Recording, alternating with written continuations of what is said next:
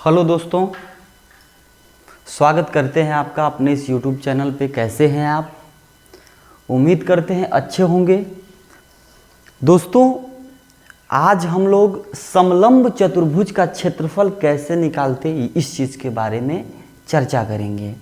समलंब चतुर्भुज ट्रेपीजियम बोलते हैं, चाहे ट्रेपीजम बोल देते हैं, चाहे ट्रेपीजियम बोलते हैं। यह वह चतुर्भुज होता है, यह चार भुजाओं से पूरी तरह बंद वह आकृति होती है जिसमें कोई दो आमने सामने की भुजाएं परस्पर समांतर होती हैं। दो आमने सामने की भुजाएं समांतर होती हैं। जैसे मान लेते एक हम चतुर्भुज ले रहे हैं, ठीक, ये है, ऐसे हमने ले लिया, ठीक। देखेंगे आप, इसको हमने ऐसे मिलाया, इसका नाम रख दिया ए बी सी डी। ध्यान से समझेंगे, बहुत सिंपल चैप्टर है, बहुत सिंपल। इसमें मात्र एक फार्मूला है, उसी फार्मूले से आप समलंब चतुर्भुज में ऊंचाई ज्ञात करते हैं। कोई एक समांतर भुजा दी होती है, उसके समांतर दूसरी भुजा कैसे निकालेंगे वो हम ज्ञात करते हैं। बाकी क्षेत्रफल निकालना आता है, ठीक है। इसके अलावा इसमें कुछ भी नहीं आता है, तो समझेंगे। छोटी क्लास होगी लेकिन बहुत मददगार साबित होगी आपके लिए। प्लीज़ वीडियो पे लास्ट तक बने रहिएगा। जैसे कि हमने एक चतुर्भुज लिया, इसकी कंडीशन क्या होती है कि वह चार भुजाओं से पूरी तरह बंद वह आकृति जिसमें कोई दो भुजाएं परस्पर समांतर होती हैं आमने सामने की। अब देखिए, ये भुजा इसकी समांतर है, देख रहे हैं। ये तो ऐसे है तो ये भी ऐसे होती तब इसके समांतर होती, लेकिन ये ऐसे है तो ये वाली ऐसे है। इसका झुकाव लगभग 60 अंश इधर के हो, इधर इसका झुकाव इधर को है ना। तो ऐसी आकृति जिसमें दो भुजाएं परस्पर समांतर हो, इसमें आप देख रहे हैं जो AD है वो समांतर है BC के, जो AD है समांतर है BC के। अच्छा, इसका हम क्षेत्रफल कैसे निकालते हैं ये भी आप समझिए। देखिए दोस्तों, कोई भी चतुर्भुज हो, सबका क्षेत्रफल लंबाई गुणे चौड़ाई से हम निकाल सकते हैं। लेकिन एक यही ऐसा चतुर्भुज होता है समलंब चतुर्भुज, जिसका क्षेत्रफल का फार्मूला कुछ अलग ही होता है। जैसे इसका फार्मूला होता है 1/2 गुणे समांतर भुजाओं का योग। अगर भुजाएं B1 B2 हैं तो B1 + B2 × H, ये इसका फार्मूला होता है। इसका जो एरिया होता है दोस्तों, क्षेत्रफल, ठीक है। समझते हैं ये आता कैसे है, ये आता कैसे, इसका कॉन्सेप्ट हम लोग समझते हैं। जैसे मान लीजिए कि यह एक चतुर्भुज है, ठीक है, समलंब चतुर्भुज है। मानना क्या है ही समलंब चतुर्भुज। क्यों? क्योंकि इसकी दो भुजाएं आमने सामने वाली समांतर हैं। तो इसको अगर हम ऐसे मिला दें, ध्यान से देखिएगा, इसको यदि हम ऐसे मिला दें, इसको यदि हम ऐसे मिला दें दोस्तों, ठीक है, और इसका हमें क्षेत्रफल निकालना हो, तो आप अब ये दो त्रिभुज में बट गया। अगर इस भुजा को ऐसे हम बढ़ाते हुए यहाँ तक लेके आएँ और इस भुजा को यहाँ से मिला दें, तो ऐसे अगर हम मिला देंगे, इसको हम यहाँ से ऐसे मिला दें, तो देखिए ये एक त्रिभुज बन गया। और यहाँ से भी इसको अगर हम ऐसे मिला दें दोस्तों, ऐसे, यहाँ से भी हम इसको ऐसे मिला दें, तो आप देख रहे हैं अगर हम यहाँ से इसको ऐसे मिलाते, यहाँ से देखिए, समझिए आप, यहाँ से अगर इसको ऐसे मिला दें और यहाँ से इसको ऐसे मिला दें, अब ये दो त्रिभुज बना। एक त्रिभुज ये बना और एक त्रिभुज ये बना। अगर इसका नाम हम रख दें, मान लीजिए यहाँ पर रख देते हैं यम, यहाँ रख देते हैं यन।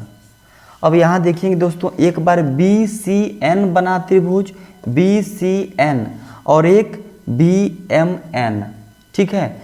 तो अगर इसलिए मैंने ये बनाया क्योंकि अगर त्रिभुज का क्षेत्रफल निकालना हो तो 1/2 गुणे आधार गुणे ऊंचाई सूत्र होता है ना। अगर इसका आधार पूरा हम मान लेते हैं B1 है, और इसका आधार मान लेते हैं B2 है, समझिएगा, इसका आधार B1 है, इसका आधार B2 है, इसकी ऊंचाई अगर H1 है, ठीक है, चाहे H है तो यही ऊंचाई ये भी होगी H, दोनों ऊंचाई सेम होगी क्योंकि हमने मिलाया ऐसे। तो अगर एक त्रिभुज का क्षेत्रफल निकालेंगे तो सूत्र क्या होता है, आप कहेंगे 1/2 गुणे आधार गुणे ऊंचाई, आधार अगर B1 है तो गुणे ऊंचाई H हो गया। ऐसे ही दूसरे का निकालें तो उसका भी होगा 1/2 गुणे यहाँ B2 है और इंटू H हो गया, है ना। तो अगर दोनों को जोड़ेंगे दोनों त्रिभुज तो समलंब चतुर्भुज बन जाएगा।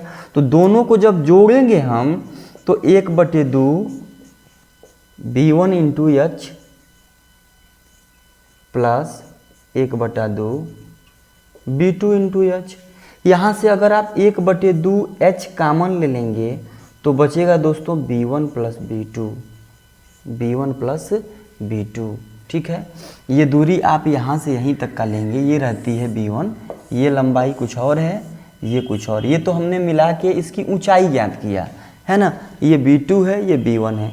तो जब दोनों को जोड़े तो ऐसा हुआ 1/2 into H B1 into B2, इसी को हम लोग फार्मूले में लिखते हैं 1/2 B1 plus B2 into H, मतलब 1/2 समांतर भुजाओं का योग, एक ये समांतर एक ये समांतर, दोनों का योग इंटू H, ऊंचाई से गुणा कर देते हैं तो इसका क्षेत्रफल निकल के आता है। तो आइए इससे रिलेटेड हम लोग 2-4 सवाल करते हैं।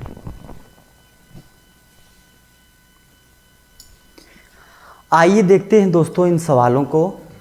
पहले सवाल में लिखा है कि एक समलंबाकार आकृति की समांतर भुजाएं क्रमशः 15 मीटर व 8 मीटर की हैं, उनके बीच की दूरी 12 मीटर है, तो समलंबाकार क्षेत्र का क्षेत्रफल बताइए, यही है ना। तो आप समलंबाकार जानते हैं, समलंबाकार आकृति क्या होती है, बनाते हैं।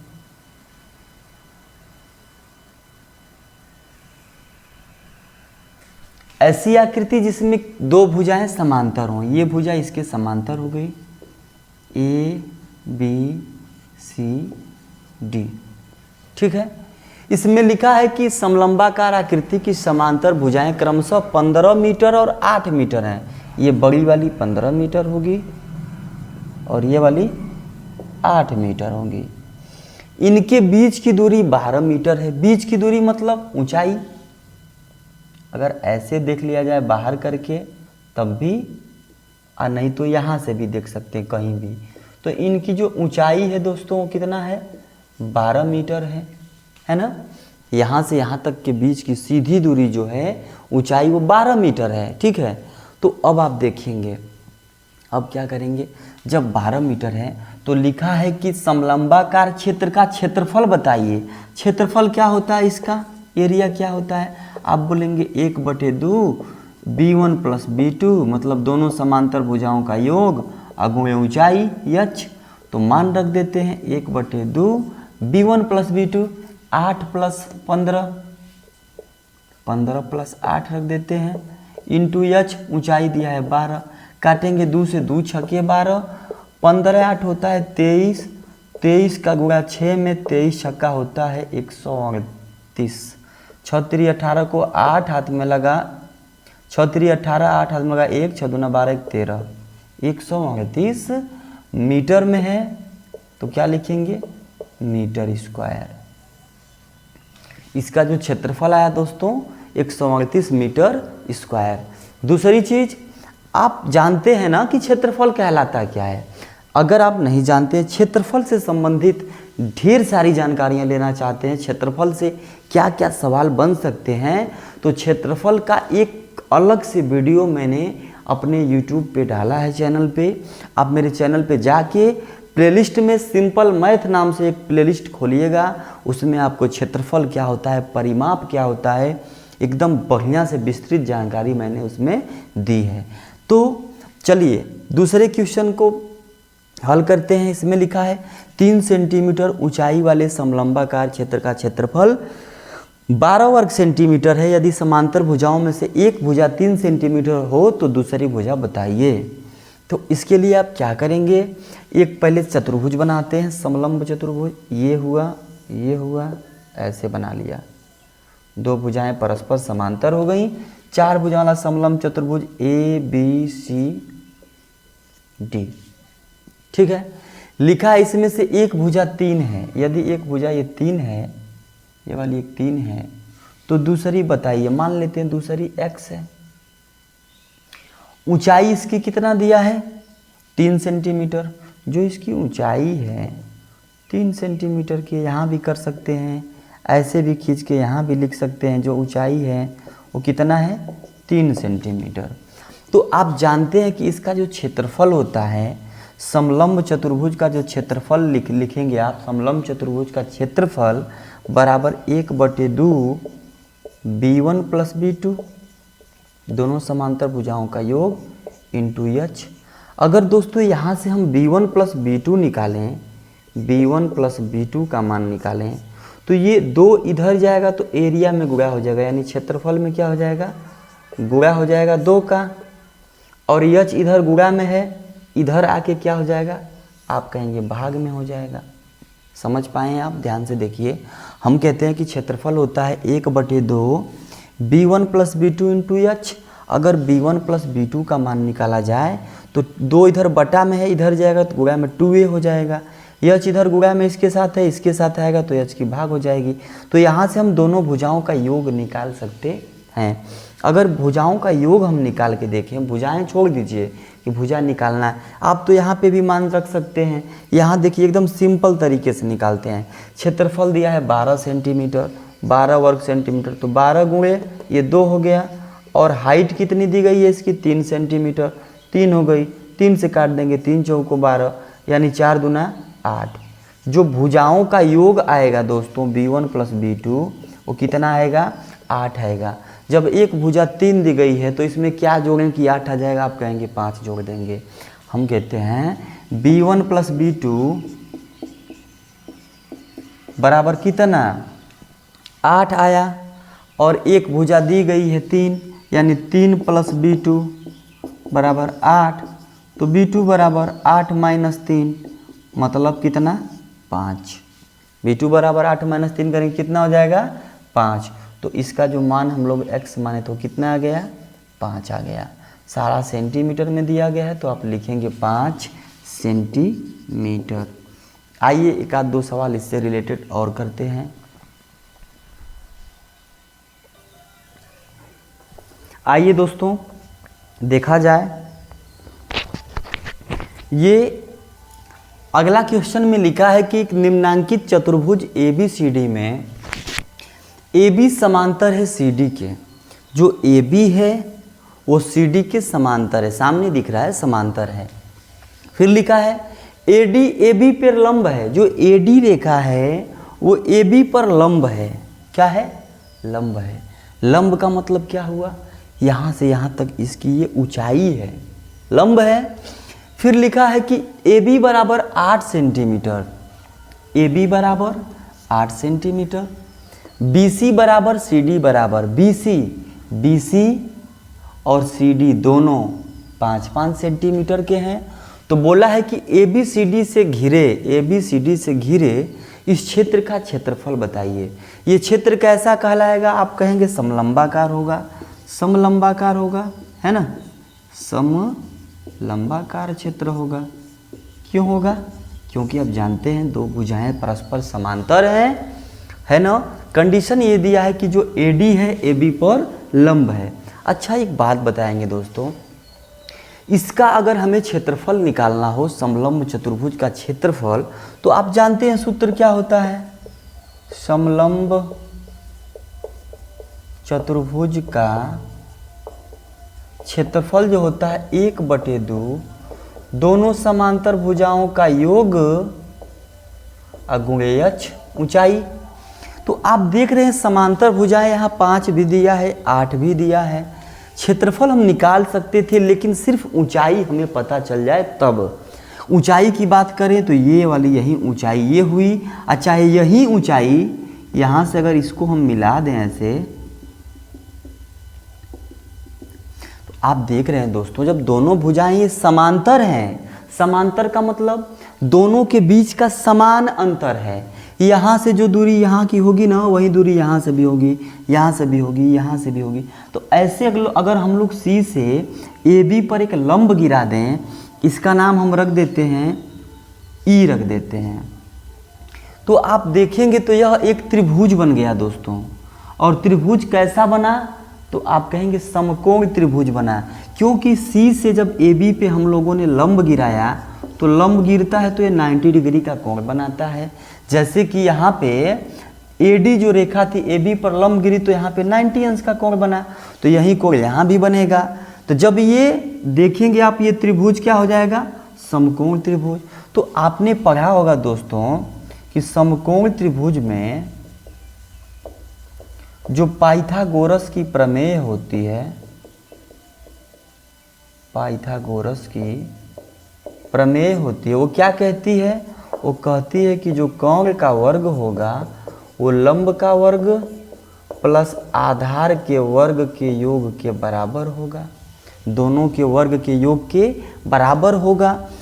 आप जानते हैं कोण वह भुजा होती है जो सबसे बड़ी है, तिरछी वाली, तो सबसे बड़ी भुजा है 5, तो 5 का जो वर्ग होगा वो लंब मतलब यही जो हमने लंब गिराया CE, तो CE के वर्ग के आप प्लस EB के वर्ग के। अब EB तो आप हमें बता सकते हैं, पता चल जाएगा, क्यों, क्योंकि हमने यहाँ से लंब गिराया, ये दूरी 5 थी, ये पूरी 8 है, तो 5 पर से गिराया तो ये शेष बची कितनी, 3, ये भी 5 हो जाएगी।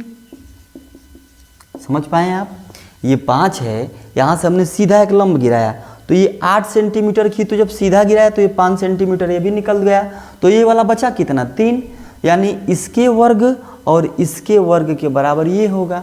तो CE का वर्ग प्लस EB का वर्ग, EB का वर्ग, इसका मान भी निकल गया 3, यानी 5 का वर्ग बराबर CE का वर्ग प्लस 3 का वर्ग।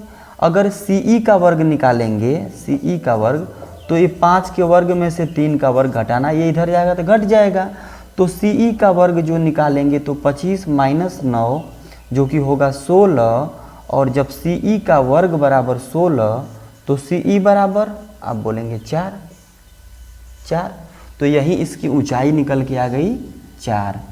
क्या निकल के आई, 4।